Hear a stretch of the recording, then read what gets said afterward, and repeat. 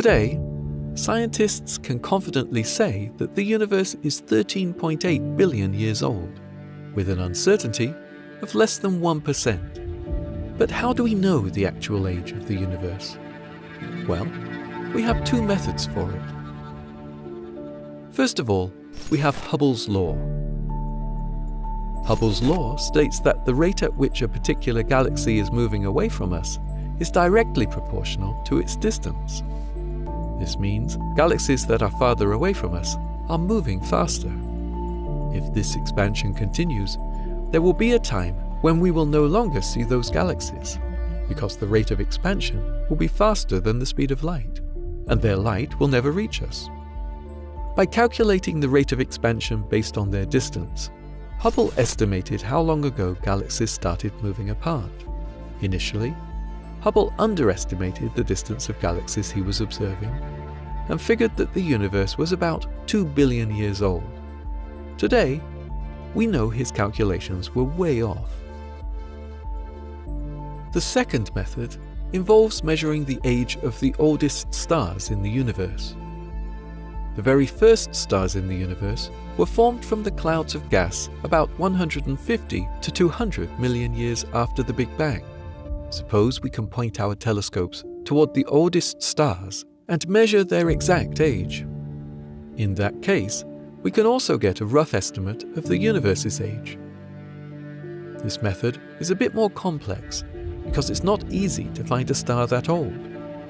Most stars die out within their first 10 billion years, depending on their mass. A star like our Sun can live up to 10 billion years, whereas a star 20 times its size can only live about 10 million years.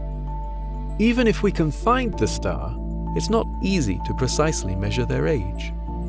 For example, the oldest star we've found in the universe is the Methuselah star, or HD 140283. Scientists have estimated its age to be 13.7 billion years, with an uncertainty of 700 million years. If the Methuselah star is younger than the age of the universe, that's fine. But the uncertainty says that it can be as old as 14.4 billion years. There was a time when the steady-state theory seemed to have all the answers to our questions concerning the universe's origin. But, as we looked deeper, our understanding changed. Naturally, the Big Bang theory replaced the steady-state theory. For decades, the Big Bang theory has been on the front line of our exploration. How long before you think another theory, or a better version of this theory, comes to light? Well, even today, we have theories that are challenging, or at least adding something meaningful, to the Big Bang model, such as the eternal inflation theory and the oscillating universe theory. In a way, the eternal inflation theory is the extension of what the Big Bang theory states. Eternal inflation theory suggests that our universe went through a rapid expansion for a brief period called inflation after the Big Bang. This inflation did not stop even after a few billion years after the Big Bang, and it never will.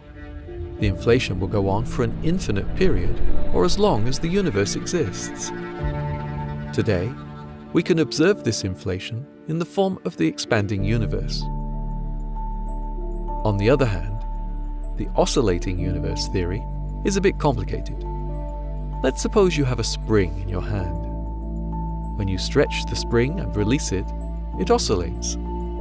According to this theory, our universe is going through an endless series of stretches and contractions. The universe begins with the Big Bang and starts expanding, just like the spring. Once it has reached the maximum possible extension, the force of gravity that takes over the universe begins contracting. Eventually, it gets to the point of singularity, and bang! A new universe from the older universe begins, and the cycle follows. Steady-state theory is a theory of the mid-1900s that has been ruled out by our current understanding of science. Even though eternal inflation theory and oscillating universe theory still hold their position among scientists, neither of these theories is as successful as the Big Bang.